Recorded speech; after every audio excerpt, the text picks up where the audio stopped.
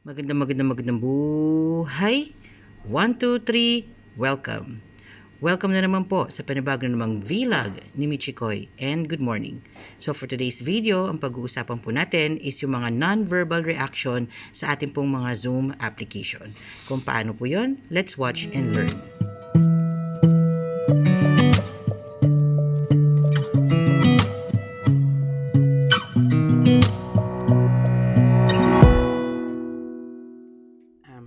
Okay, so for this video, yung mga non-verbal reactions po ang gagamitin natin, no?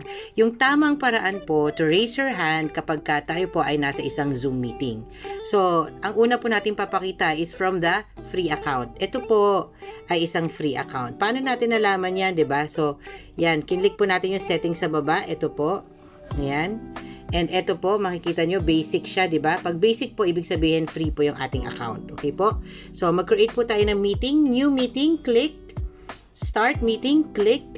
And then, makikita nyo na po na meron po tayong background. Okay? So, hindi naman po tungkol sa virtual background ng pag-uusapan natin, kundi po yung mga non-verbal reactions. So, makikita nyo po dun sa baba, yung tatlong tuldok po, no?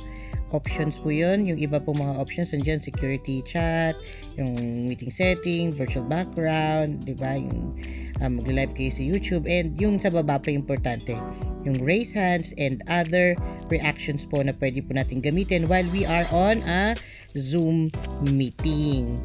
Para yan, no, may iba pa rin pong mga pwede nyo pang gamitin.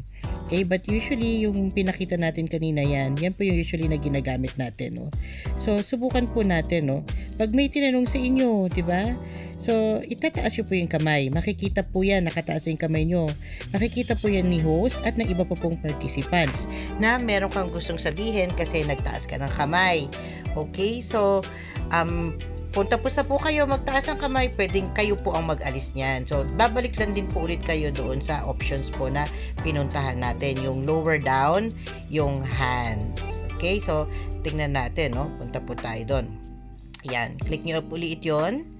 Yung tatlong button sa baba, yan. And makikita nyo po, imbis na raise hand, lower hand na po. Diba?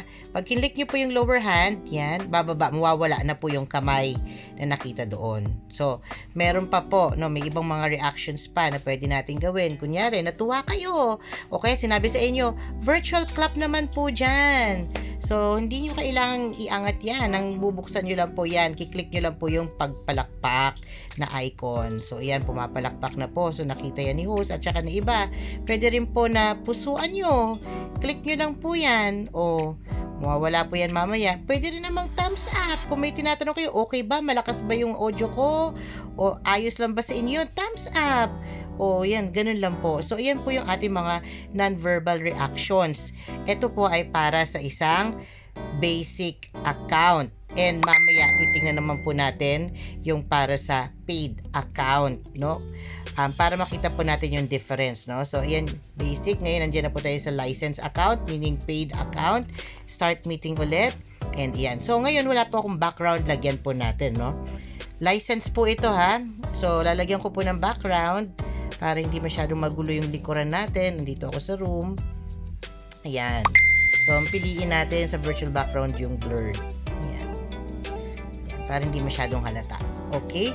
So, ngayon, puntahan po natin yung mga reactions. Same lang po sa more, pero may kaibahan right now.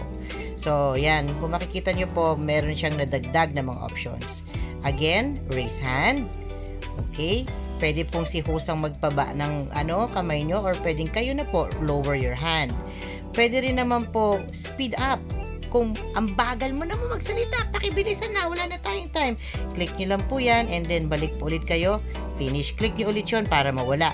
Pwede rin naman, pwede bang pakibagalan, masyado ka mabilis. Slow down. Click nyo lang po yan. Without turning on your mic, pwedeng ganyan na pong sabihin nyo.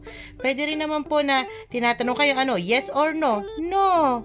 O, without turning on your mic again, pwede na po kayong sumagot by using the non-verbal reaction. Pwede rin naman po na tinatanong kayo, ang sagot nyo, yes. E di i-click nyo po yung yes. Yan.